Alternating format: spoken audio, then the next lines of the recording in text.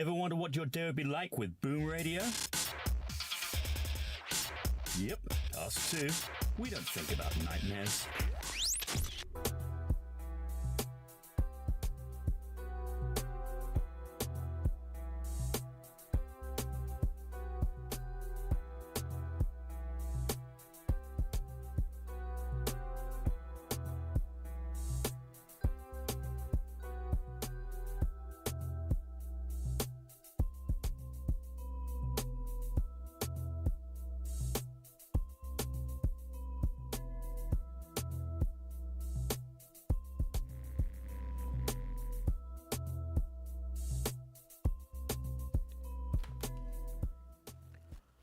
Good morning, good afternoon, good evening. It is the Boom Bar right here on your Boom Radio NG. And my name, Dolupo Balogun, it is the one and only. Me, just me, here. Anyway, and there's SR right there. Today is a very, very interesting day as it is the TGF edition of Boom Bar, but there isn't like a lot of music today, so you know what, we're kind of like, because there are a lot of stories that we're going to be talking about, so we're just going to skip right through that a little bit. There are few entertainment stories, if time permits, we might actually get to. Also, a few football stories that were also more like sports stories. Sorry, there are a few sports stories that we're going to get to because they're not all football actually. That we're going to get to, but then there's a lot happening between the presidency and the National Assembly, and there's a lot with Niger and all that, and then that we're going to break all those things down right now, right here on boomradio.com.ng. You heard, that's what it is. It's a pleasure to be here. She mentioned my name, so there's no need for me to go there. And let's just dive right into it. She said it all. Okay, so let's get right into it. Breaking news that broke this afternoon is the fact that President Bola Tinubu, yesterday we were making a joke about how there's already a supplementary list and there will not be another list. Apparently, it looks like we were speaking into the future. We thought it was a joke, but it's official. It's not a joke, as there's a second supplementary ministerial list at the moment. And this one is a little dramatic, as this list has one person being taken off the former list and two people will add in onto it. So now it is official. I think we have about 48 ministerial nominees. Now let's get right into it. As today it was announced that Maryam Shetty, who is a ministerial nominee from Kano State, yeah. From Kano State, it would has officially now been removed from the list, and there is another person, and a medical doctor again. Looks like it's an administration of medical doctors, as another medical doctor, Dr. Mariga Mahmud, another woman, has now been added to that list. And interesting turn of events, former Minister of State for Labor, I think Niger Delta, then for Labor, who was under President Muhammad Buhari, is now a ministerial nominee again, which we did not see. I won't say we didn't see. We didn't see any of we didn't really see any of President Buhari's nominees. I think it's probably President Buhari's ministers. I think he's the first, if my memory serves me right. He's the first person on that list from President Buhari's administration. That is the person of Festus Keyamo, SEN, has now been added to that list. Yeah. Let's start with Festus Keyamo's addition or nomination as a minister under Tinubu's government. Usually when you work in the campaign committee, when you work inside the campaign committee, not outside, you tend to have like some kind of advantage when it comes to appointments. Yeah, but there are a lot of people, or former ministers, there are few former ministers in Buhari's cabinet that worked. Take, for example, Babatunde Raji Fashola was even the one in charge of, I think, the Situation Room. Okay. Back to what I was saying, and I will respond to what Dolupo has raised. Usually, when you work within the campaign, you have some kind of advantage or a leeway into appointments. Now, appointments do not all have to be ministerial. There are over 5,000 openings when the president comes in. There are about 3,000 to 5,000 openings when the president comes in. And these are usually the first set of people that would get to know about it and would get maybe the right of first refusal in some cases, or get to nominate their words or their candidates or their people, as the case may be. Because politics and governance actually go side by side. They go, hand in hand. So, and for someone like Keyamo, he had actually been the butt of jokes. A lot of people who are not in his party, whom he had several run-ins with, especially on social media, had actually been coming for him. They've been poking fun at him and saying all sorts of, derogatory things about how, so with all the noise that he was making, he's not going to be a minister, and all of that. So apparently that is now being put to bed. So one of the things that I said that for is because the media guys, especially the guys in the media team, and looking at their positioning, they're the ones that usually get the first set of appointments. So look at Dele Alake. He was, of course, more or less in charge of the media with Bayo Ononuga.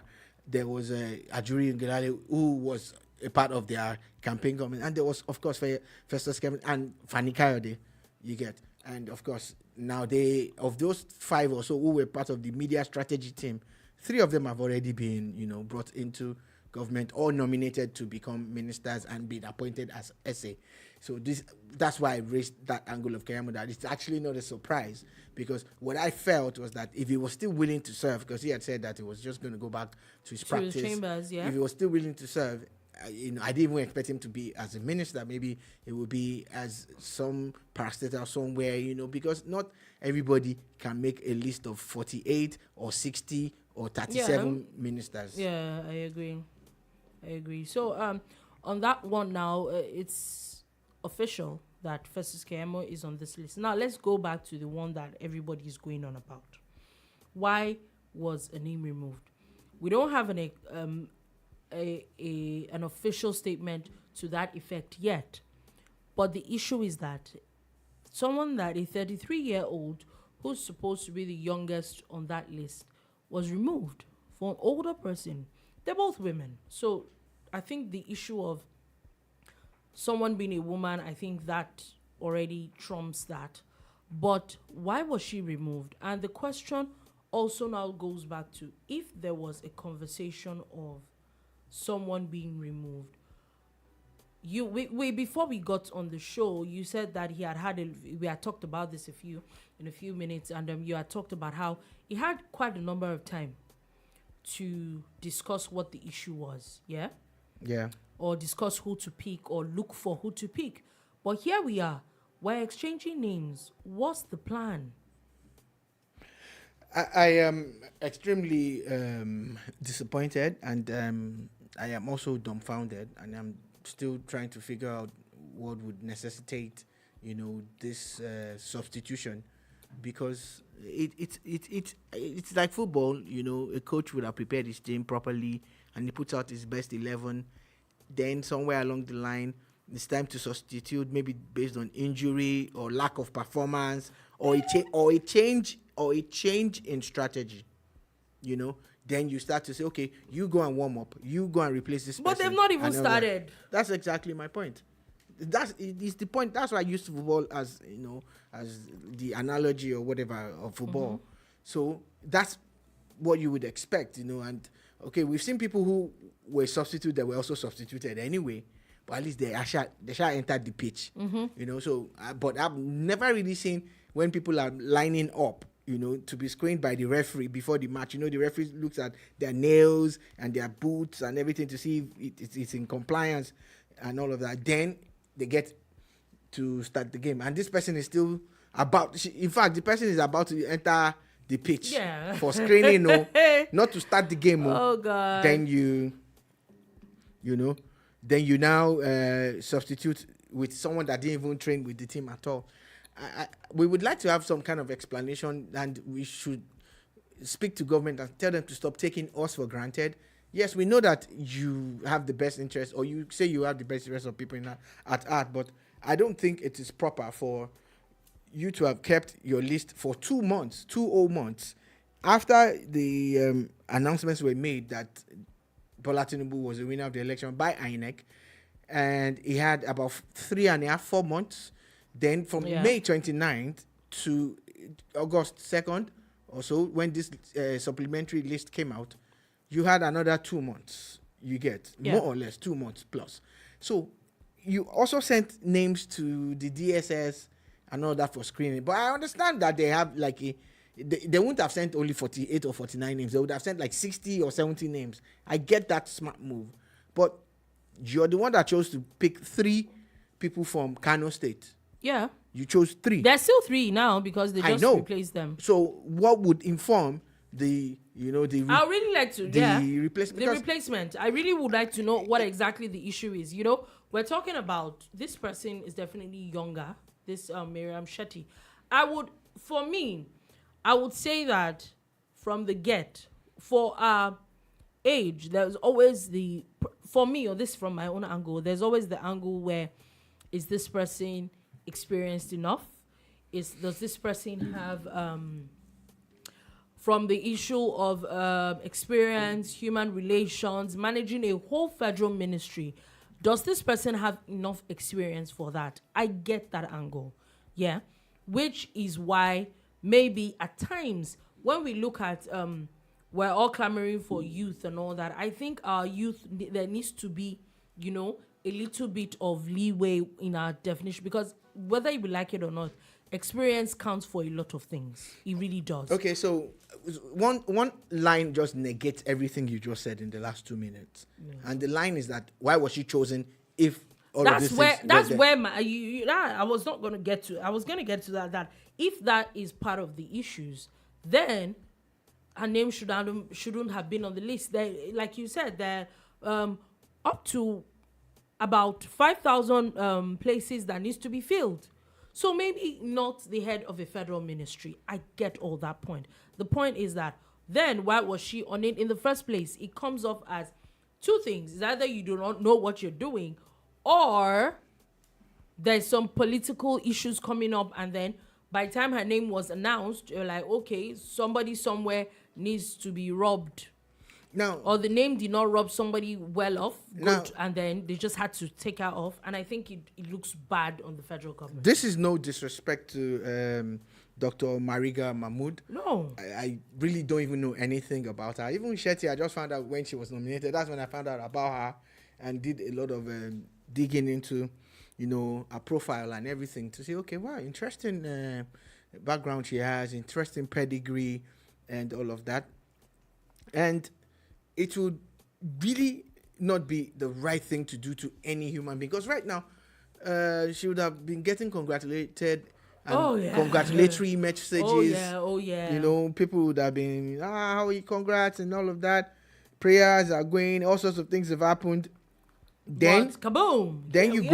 Then you go and bust a bubble like this, and trust me, I really don't think it's a great thing that the president of Nigeria has done by substituting this lady's name even before screening. The videos of her name at all where she was actually right in the premises of the National Assembly. But why even say that some things there needs to be, if you were going to remove her name and you were going to send it to the National Assembly this afternoon, the least you could do was, the courteous thing was to put a call through to her.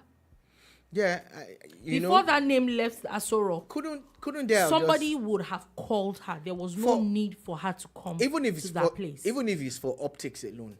Yeah, you could have actually just sent those additional 2 names and said these 2 names are being added to the list of ministerial. And then by nominees. the time you come back and then you say that okay, she did not pass the after the screening by Senate, and Senate approves what they want to approve. and you say, okay, we are dropping this person, and we're they could have just said that they were. Yeah, I don't know. I mean, for me, it's all shades of wrong. For me as a person, it's all shades of wrong. For me, honestly, it's not a nice thing to do to anybody. I don't think so. I don't think it's disheartening. And again, so what happens to the youth quota that we've been talking about? If we say that she was also fulfilling the women's quota and the youth quota, what happened? What happened? Anyway, very interesting story coming from the PDP's presidential spokesperson, Daniel Bawala, has now mocked President Bola Tinubu over his large number of ministerial nominees. According to him, he's saying that they probably have to use the Eagle Square or the National Stadium for Federal Executive Council meetings. Yeah, I think Bawala is doing his job. This must be what he has been paid to do, because is opposition now, Abi? Yeah. So maybe that's what he's doing, because at times I wonder, but hey, it's all right.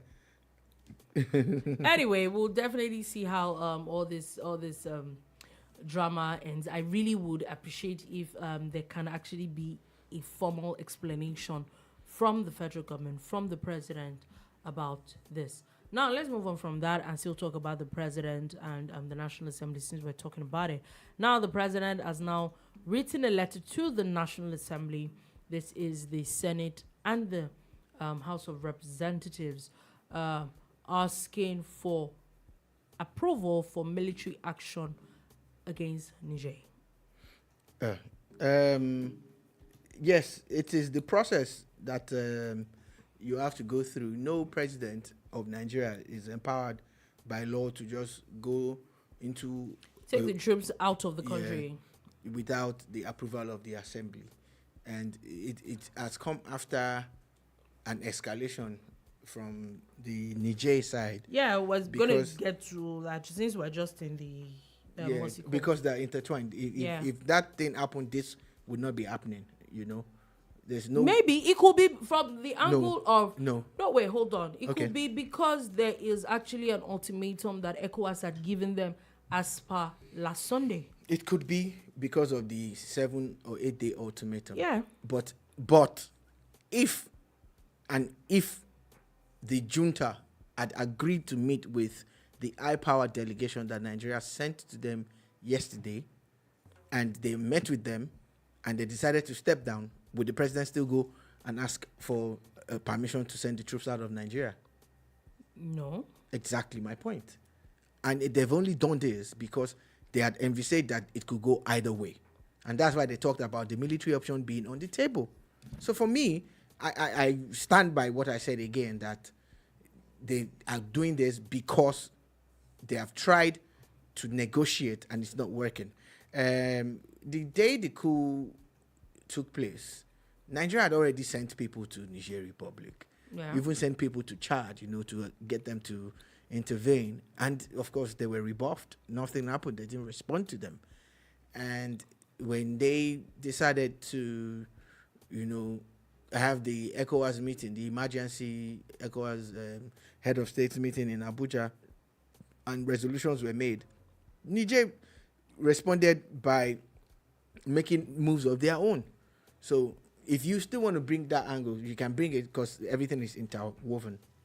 Yeah. So anyway, still talking about that now it is official that the delegation from ECOWAS that were talked about yesterday, that was led by the former head of state, Abdusalami Abubakar, that had the Sultan of Sokoto and the ECOWAS commission chairman and all that.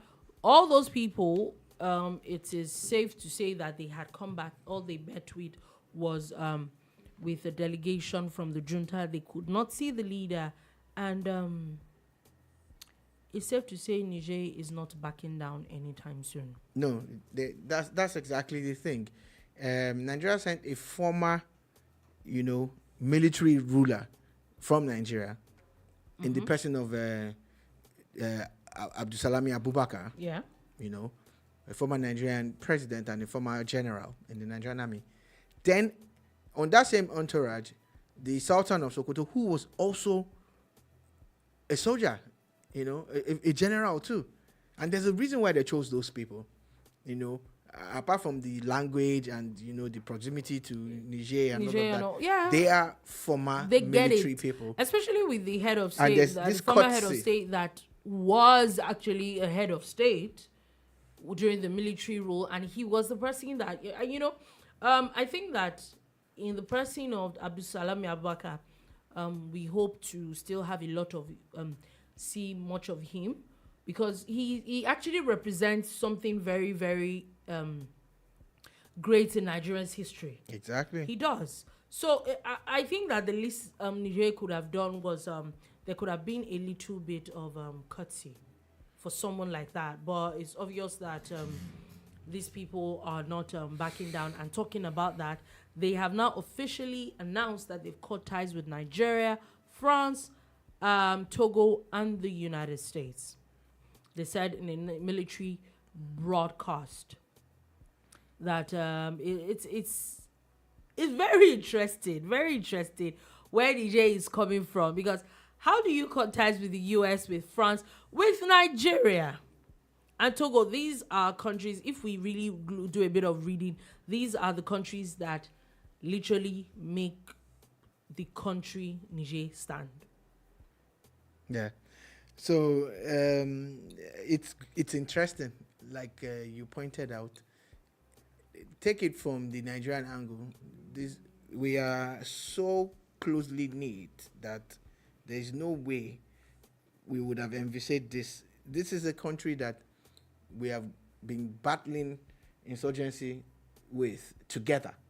With the part of a joint force. If you remember, there was a time when Nigeria, even the former president, even got some budgetary approval to send money to them and send vehicles to them and all of that. And that's not the first time Nigeria is doing that for them. The Kano rail is supposed to terminate there. It's not terminating at the border. It's going inside. It's going to be like 2 stops or 3 stops inside Niger. That's how close-knit we are. I'm guessing that is... When Nigeria announced, the deep sea port, Niger was extremely happy because they were looking at, using the rail to transport goods from Nigeria, from Lagos all the way, because they've been using other countries. Exactly. And we're so close-knit, so nobody saw this one coming. And they now say that they're cutting ties because as the chairman of ECOWAS at the moment, the Nigerian leader must take tough decisions. Africa is at a place where a lot of people are battling for her. A lot of people are claiming that they like her and they want her and all of that. And we also need to be careful. Now, there are at least 2 other military juntas that are backing Niger. At least 2 others. Yeah, there is Mali, there's Burkina Faso, and Guinea. You get. And why do we have that in 2023? They say the politicians have done badly and all of that. And a lot of Nigerians are actually supporting this. And they're actually entitled to it. It's their opinions. Nobody should stop them from having this opinion. Does not mean the opinion makes sense. So let's call it a spade a spade. Yes. You have an opinion. The opinion does not have to make sense for it to be an opinion. Yes, I was going to, speak to that, but I'm glad that you did so. And I agree with what you've said. So there's no need for me to repeat what you've said. So we're at a place where if we're not careful, we're going to fight a war that we don't need. A war that is extremely and is completely unavoidable. It's completely avoidable. But it's not Nigeria's problem now. As of today, they're saying that they have removed the ambassadors of the Republic of Niger from France, Nigeria, Togo, and the United States. So they're definitely officially cutting ties. There are no diplomatic ties to Niger Republic. I don't know if there's going to be, this is just a very honest question, I don't know if there's going to be deportation of Nigerians from Nigeria at the moment? How many, and how do you want to go about it? I'm just asking. Yes, it's a good question that you have asked. It might degenerate to that one, but it will be a tall ask because these people are already blended in. A lot of them, they are in front of your houses right now. A lot of them, they are the ones. Some of them are these Okada riders, and your gatemen and all. You really think that they're all Nigerians? No, they're not. I know. So basically, that might not even be. It's interesting that there's also a termination of military agreements and protocols signed with France. That's my own. Like, I don't have a problem with whatever it is that you want to do, but even the people that are seemingly backing you, what do these people have to back you? Well, okay, so this is where I don't we get are. it. The question you raised, when it comes to military strength, we said this 2 days ago, and I make bold to say it again. Combine the military power and the forces of Guinea, Burkina Faso, Niger, and Mali. Mm-hmm. Now, they're no match for Nigeria, not to talk of the entire ECOWAS. Ghana is there. Senegal is there. Mm-hmm. You understand? There are a lot of countries. Now, you're going against France. You're going against US. Are you joking? So combine all of these things, combine it, and say you want to go toe-to-toe. That's fine. But you see, they are not basing their, dissidents and their insurgency and their military push on that. They are basing it on Russia. They're expecting Wagner company, because those ones are actually in one or two of these countries that I've mentioned. They're expecting Wagner to come through for them. And Wagner is the biggest military army that is a private owned entity. But we know that they have close ties to Russia. You cannot. We know they have close ties to Russia. That is not what's it called. Now, are we also saying that Russia really wants to deal with, because Russia will not tell you that they're involved. Russia will tell you that Wagner is a private entity. It's all diplomacy, and it's a funny game that when they play. Because I'm just saying that right now, Russia and Nigeria seem to be in wonderful books. Maybe not in good books of the US or the EU, but they seem to be in good books with Africa actually. Okay, so again, Russia seem. I like the way you said seem. And it is sim. Oh, it seems. And it is never all know. International politics and diplomacy and everything. Yeah. And if they feel, only yesterday did they announce that they are bringing free grains to these countries that we mentioned. Yeah. Do you understand? If they announce that, we're not supporting this, and they're doing it behind the scenes, what are you going to do about it? Even the Nigerian Civil War was fought along those lines. Some of these countries supported Biafra, while some of them supported Nigeria. So now, in your own opinion, do you think that Nigeria, and we know that at this point, Nigeria cannot be a standalone in this? It is ECOWAS. Do you think that it is a war that ECOWAS should go with? No. I honestly feel that they should leave Niger alone. I have had time to think about it. I have looked at things from different perspectives, and I have come to the conclusion that they should leave Niger alone. I have seen videos, although So if we keep leaving all this alone, no, I'm coming. Okay. I've seen videos. In fact, there's a trend. There's a derogatory trend on Twitter now. Bola Tinubu, referring to Bola Tinubu, adding an E in front of his name. We all know what they were trying to achieve with that, and a lot of Nigerians are celebrating it. They're happy. They're jubilating, and they're saying all sorts of stuff. Who's saying that? Ademola's son. He says, "Yes, sir. Yes, sir. Yes, sir. To you too, sir." So the video emanated from people protesting against Bola Tinubu in Niger Republic, and they're angry that there's a military option on the table. You get? And somebody is saying that. But there are people. You really think that Nigerians should not be? Should not be what? Go ahead. Please go ahead. So the image that they are cutting and the message and the propaganda that is being pushed out now is that the people of Niger are comfortable with their junta. They are comfortable with their military push. They are comfortable with these people who have taken over their country. That's what they are saying. Now, on the flip side, President Bazoum has put out a statement, that is being held captive and is not the only one, that many people. And if you do a little bit of digging, I've done some research on social media and looking at people who are in Niger. They are not all in support of the military. You get? But the images that you see now, the videos is of people who are in support. People who are in support now. So are these presidents and the people in captive, are they supposed to be left there? This is not the first time that these things are happening. Do you understand? Nigeria has experienced, if I'm not mistaken, about 8 military coups. Yeah, we'll continue like this. But on our own, we got to a point where things got to a head. And since 1999, we have had democracy unhindered, uninterrupted. Do you get?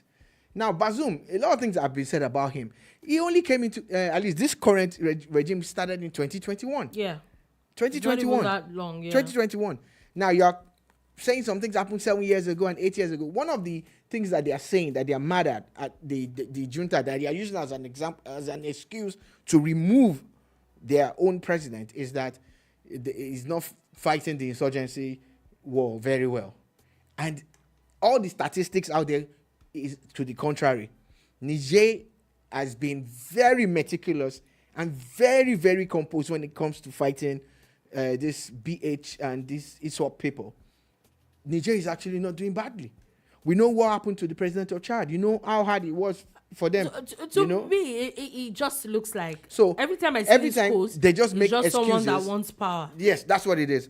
And they found a way to it because Africa had been known for coups since the 60s, all through the 70s and large chunk of the 80s, before the 90s, and things started to settle down and everybody's saying, democracy is better, democracy is better. And if you want power, you must go through the ballot, not through the gun. But where we are now, the war that might take place, because now President Bazoum of Niger has asked for help from the U.S. Yeah. Now, the U.S. on their own part have left their troops there. They're still there. So that says a lot. And they have partially evacuated their embassy. Yeah. France on its own had moved its people out. That is probably saying something very... Now, they are actually officially, or, within the powers that they have. And yesterday, we talked about how the military junta in Niger had selected 8 governors. Someone that wants to live in 8 days does not select 8 new governors. Yeah. So they have gone to Burkina Faso physically, to ask for support, military support. And of course, it is out there now. It's the worst kept secret that they are also inviting Wagner, the private army. So these guys are spoiling for war. Now, this war that we're talking about, it's not as if when push comes to shove that Nigeria cannot take them on, that the rest of ECOWAS cannot take them on, even AU. The AU also is there. Algeria has put out a statement, the other countries are watching closely. Then the EU is standing there. NATO is, on the periphery. And the US, of course, has said one or two things. At the end of the day, we will be fighting a proxy war. And it's been going on for decades. The instant America supports one side of one place, Russia will pick the other side. It's been going on for decades. And that's what I want to avoid. So it's not about encouraging military coups now. It's about calculating, really and truly, because they're not really going to send their troops. What they're going to tell you is that they're going to send you equipment and give you money and all of that. But at the end of the day, it becomes a proxy war again. So if the people of Niger feel that this is what they want, or the bulk of them, and they've gone as far as protesting, asking people to leave their country and leave their new found leaders alone. So maybe they should enjoy it. Maybe we should let them enjoy it. But the sanctions should stay in place. You're not going to be... People that kicked you out of their country, you want to give them power. You have to sell power to them? No. Give them access to your ports? No. A landlocked country, allow them. Maybe the others have said they are brothers and they will let them through. So let them have their way in those places. Yeah? You know. So for me, at this point, I think ECOWAS should sit down and reconsider their stance to enforce, a reinstatement of President Bazoum of Niger. And I might just be a lone voice in the wilderness. I might just be saying all of this because after the meeting that they have with the presidents, they've also had a meeting of the chief of defense staffs of the ECOWAS countries. Of the ECOWAS countries. Yeah, for me, I feel that, I think I agree with you to a very large extent. I think that a lot of this, the energy at this point now should probably be put into this ECOWAS countries manning your borders, your land borders, basically, to Niger. Yes. Maybe that energy should enforcing be put into the blockade. That. Enforce the blockade. Even if you're going to add more sanctions, goodbye. It is also a very good way to force these people out. It is actually. I agree. Maybe add more this, but maybe at the end of the day, because at the end of the day, it is the regular people who are supposed to be protesting now. They are the ones that are going to feel the pinch. Yeah, when they said it now that when two elephants fight, it's the grass that suffers. The grass sadly always turns out to be people. Yeah. Sadly, very, very sadly. Another very sad story. It's something that we've not been talking about a lot. This is something that has been spreading. It's a thing that we do. We don't, until something becomes an epidemic or a pandemic or something becomes endemic, we don't hit it. We're very reactionary, and that is the issue with diphtheria right now. According to the Unicef, diphtheria has now claimed the lives of 122 children in Nigeria as of July. 122 is a large number of innocent people who have lost their lives due to this scourge, And every time you start to hear about things that might even become a pandemic or whatever, you start to question, what have we been doing for 60-something years as a country? It took the global crisis, the what's that thing again? Coronavirus, to expose the health system of the entire world. We saw countries having to convert stadiums to medical centers and everything. But I looked at a country like Singapore and how they were prepared. They even had an app. That was even before Corona became a thing.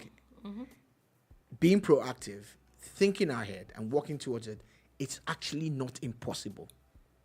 It's not impossible. Yes, you don't need to have an hospital that has a 5,000-seater bed, but you must be able to expect some of these things, predict that they will happen, and nip it in the bud as early as possible.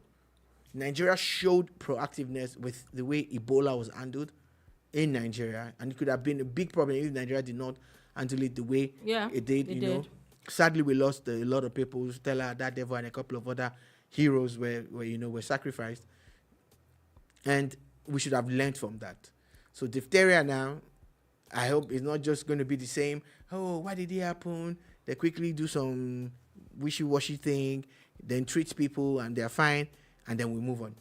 We must start, the CDC, the Center for Disease Control and all this, they need to start to predict these things and get ready for them.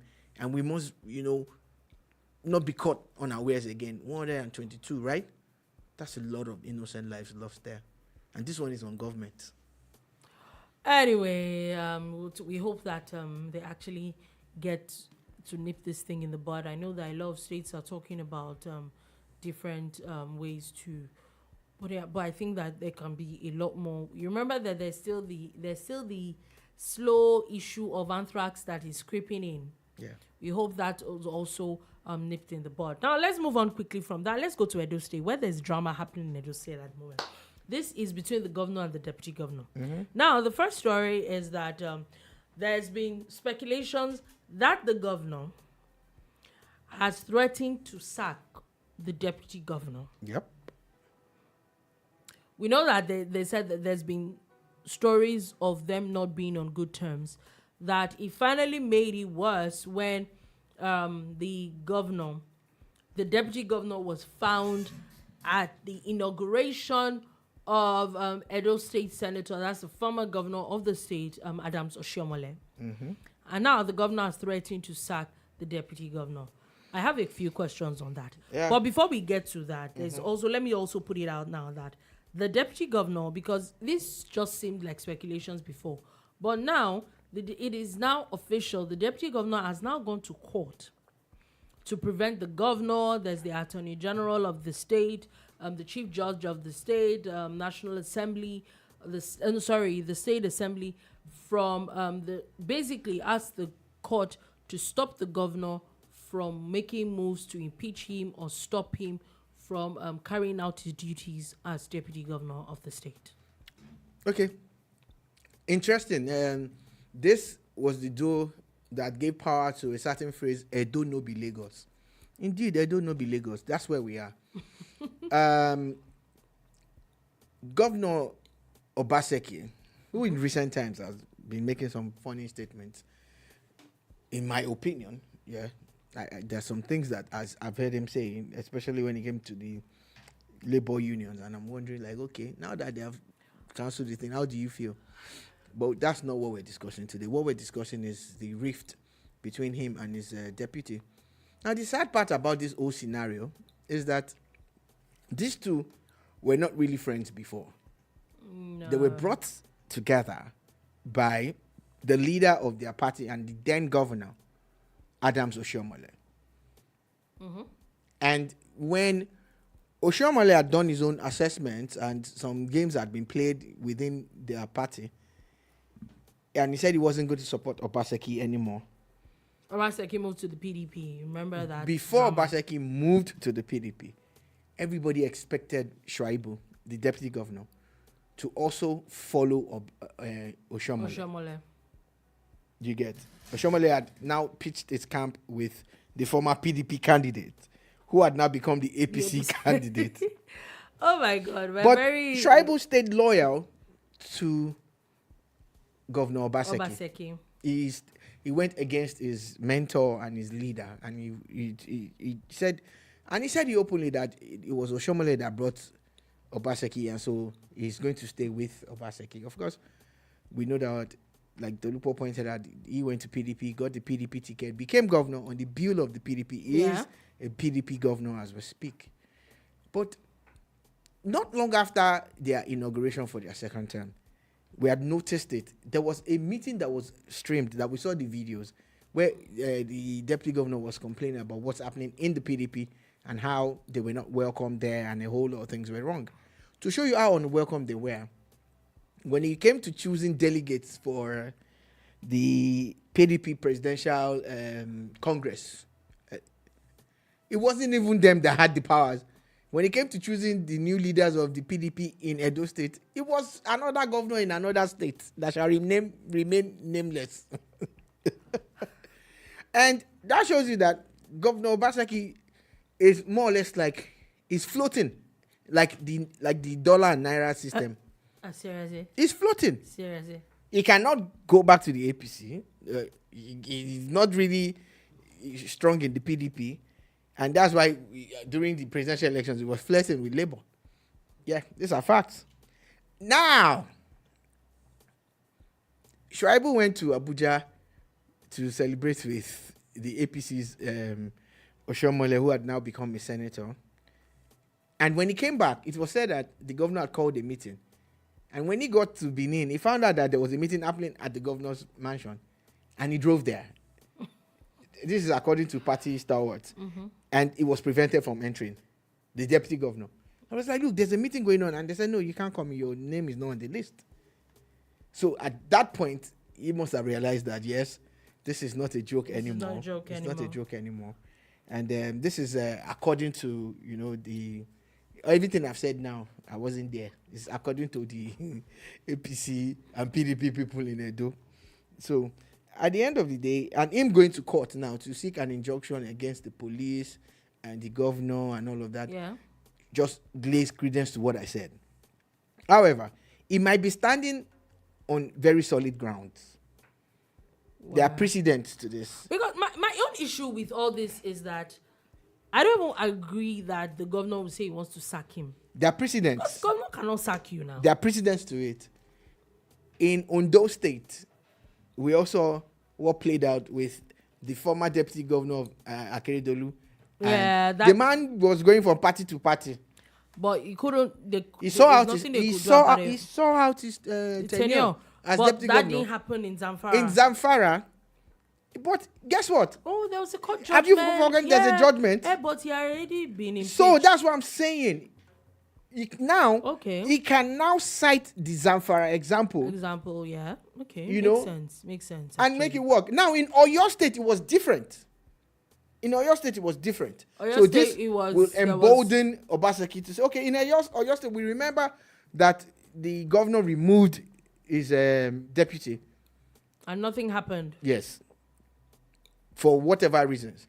But the Zamfara case will now take preeminence, because it will be all sorts of things. As long as it stays within the law, I don't think they can sack Shaibu. Again, all of this also shows you that, the Edo elections are coming. It's not this year, I know. No, it's not this year. It's not. But the elections are coming. And someone like Shaibu will probably be trying to position himself. You get? I know that on paper, maybe I see him as an APC guy. APC person, yeah. Okay. My opinion. I see him as an APC guy. Yeah. You get? But on paper, he's still a PDP deputy governor. But even maybe you two want to be careful before they remove me. That at least the bad as the bad, you shall get your entitlements as deputy governor. Benny. Anyway, let's move on from that. Let's go to Lagos Assembly, where they have now inaugurated an 8-member committee to investigate the doctor's death, the doctor that died in an elevator in a government hospital. I think that it is a little too late. It does not make any sense. I think that if there is nothing to investigate, somebody died, meaning that people's heads should roll. At this point in time, some people, starting from the CMD, needs to be sacked. That's me. Let them take. We always like to investigate. Let them take this investigation, and put it somewhere where the sun don't shine. Shove it up. But I'm not. I didn't say that. I just said just maybe put it in a cooler or somewhere. That's what I meant by somewhere where the sun don't shine. It is sad that we seem to have moved on from the death of an amazing young talent. A doctor who was barely 2 weeks away from her finishing her residency and all, and her housemanship. It is painful. Now, a lot of facts have emerged about how people have been complaining about this elevator. I said for months. See, that day. Actually, it's been going on for years. We do not sack people in this country. By now, okay, maybe say because you are investigating, Abi. By now, from the CMD and all the governing board of that hospital, they need to first go on suspension. Just go home. Go home. If governance was properly structured, when a building or a couple of buildings collapsed in Ikoyi, Lagos State actually sacked someone. Do you remember? They did. Yeah, that building collapsed in Ikoyi now. Somebody was sacked. I can't remember because they don't sack people normally. So, for that reason, by now, somebody needs to, not somebody, people. Heads should have rolled. Because a life is gone. And, we are facing a crisis where a lot of people are jackpying. They are leaving Nigeria. Imagine the doctors that work in that hospital. This will embolden people. I'm not going. I don't want to die. I don't want to die. You can't blame them. Investigation, investigation, and Go ahead, investigate it. your so-called- But trust me, have you learned anything from it? Have you gone to check all the other Lagos state-owned facilities? Look, like for instance, someone was saying it now that the lifts or elevators are supposed to be maintained on a monthly basis. What's the last time they actually did that? And those things are dangerous. Stop risking people's lives. They are dangerous. You can't continue like this. Anyway, moving on from that, still talking a little bit about health. After 51 years of operation in Nigeria, British pharmaceutical GlaxoSmithKline has now announced its plans to end its prescription medicines and vaccines in the country. Now, the first thing that I've seen a lot of people talk about is the fact that they say that that Nigeria is bad for business. No. According to them, their own statement, they're talking about how there is a major increase in local production of the kind of medicine that they make, and there is also an increase in medicine from India, and I think from India. So those are things that they're now talking about, that those are reasons why they're actually stopping, and they will transition to a third-party direct distribution model. Yeah. Which I think is partly not a bad idea. If it is part of the reasons is because there is more local production of the kind of things they make. Take, for example, they make, they're the ones that make toothpaste. Yeah. We cannot say that there is not a large chunk. Before, growing up, there weren't a lot of options of some things. Mm-hmm. Yeah. Now there are a lot of options. So I think that it is really not a bad thing when you really look at it. It's not a bad thing. And we don't have to politicize everything. Yeah. That's all I'm going to say. And, of course, sadly, people have taken that to town and they are running with it. But like we say, it's our own job, to set the record straight. And that's what we have done. If you want the truth, just take it. It's not about Nigeria. Because it actually shows that more local production, has been achieved in that particular field. Yeah, and now let's just go quickly now from that, or something we had talked about earlier just today. The Federal High Court now, as in Abuja, has now issued a temporary order stopping the move of the governor to impeach his deputy. So it's official. Update. Temporary injunction against that. Yeah, because I think there's another case again. There's a subsisting case or whatever. So, Edo Lagos is telling you now that in court, the deputy governor will still remain deputy governor, pending, the other issues that they have. They have. Again, isn't this a distraction from government and governance? Yeah, it's a very interesting And matter. how would this work well, for the good people? So it's safe to say that of Edo, somebody is not doing their work, because at least one of them will not be able to function. One of them will not be able to function well. Anyway, moving on from that quickly, to sports, as FIFA has now opened an investigation into allegations that a Zambia coach had robbed a player's chest at the Women's World Cup. They rob it as what and why? And is the coach male or female? The coach is male. Okay. Of course, it's Women's World Cup. I said coach, I didn't say player. There are a lot of male coaches there. Yeah. So I asked if it was a male coach or a female coach. Oh, it's a male coach. Okay. So he was robbing chest as well. Was there an emergency? No. But according to the story, mm-hmm. there are talks of how it was after training.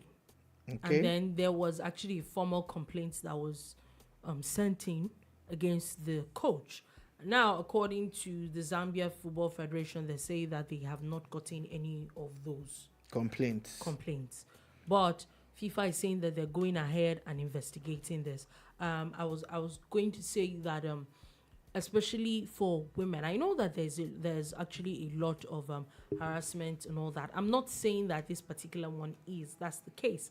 I'm just saying that generally these are things that a lot of people, and especially younger people, that really can't stand up for themselves, and then when they're in situations where they just want an opportunity to, you finally found an opportunity, you don't want to mess it up because if you speak up, maybe something is going to happen, nobody's going to answer you, or or you're going blacklisted and all that. But I feel that this kind of thing needs to be looked into so that you can create